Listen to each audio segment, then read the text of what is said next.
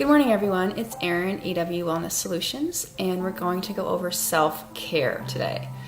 So self-love is the topic for the next 2 weeks.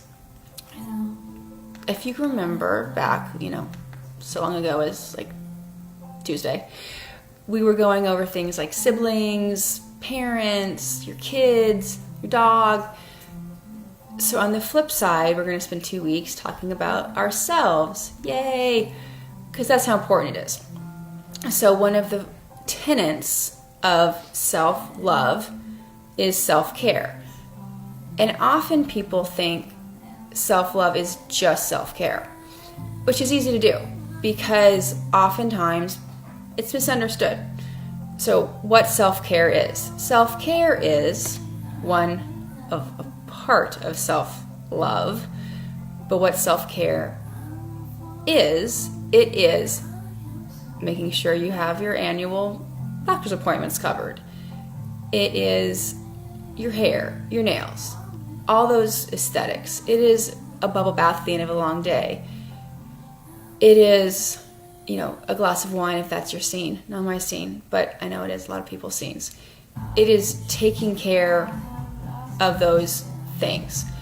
It is so easy for so many women to put themselves last on their priority list, and it oftentimes shows up physically. This can be a huge issue when it comes to things like doctor's appointments. It's very typical, very common to hear of a mom who has not gone to see their doctor in 2 or 3 years.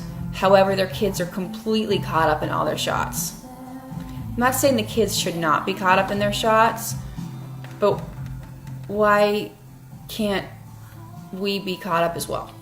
That it doesn't have to be a choice. It isn't binary, right?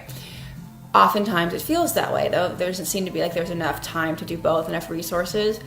It also happens sometimes with our weight.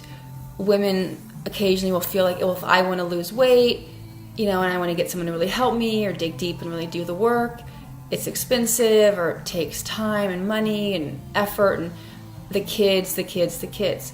Well, you can't take care of the kids if you aren't operating at 100%, or if you don't like yourself, or if your knees hurt, or honestly, if you aren't healthy. Because all the choices we make every day, they're cumulative, right?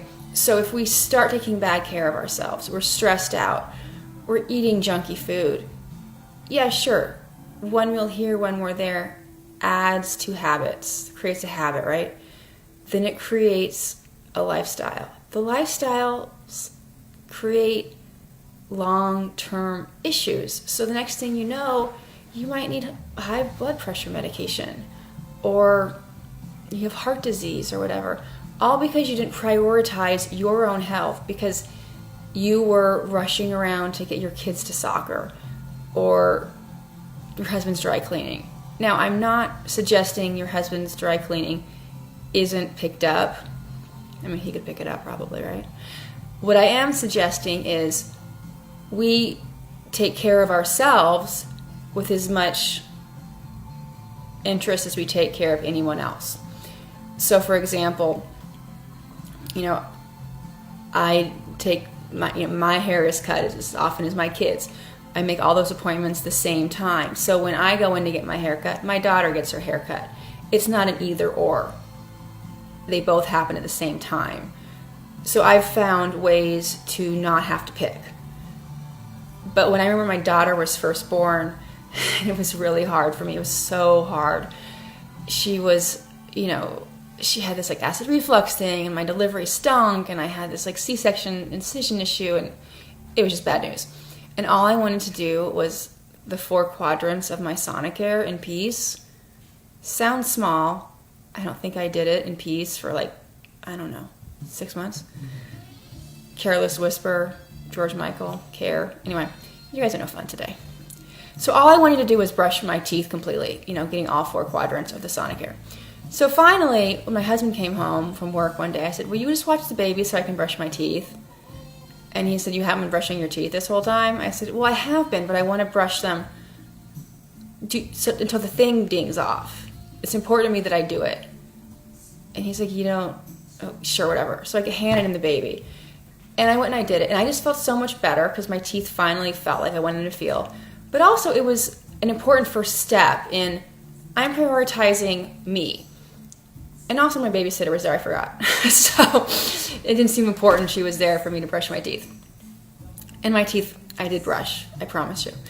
So just little things do matter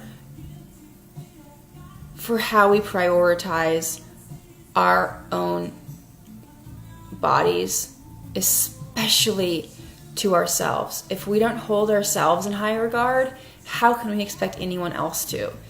I know that's a kind of a brutal statement, but think about it. If you carry yourself differently because you hold yourself at a high esteem, other people respond to it. Try it sometime. It's really crazy. If you just think very badly of yourself, people respond to it. It's weird. It's like almost like a primal thing.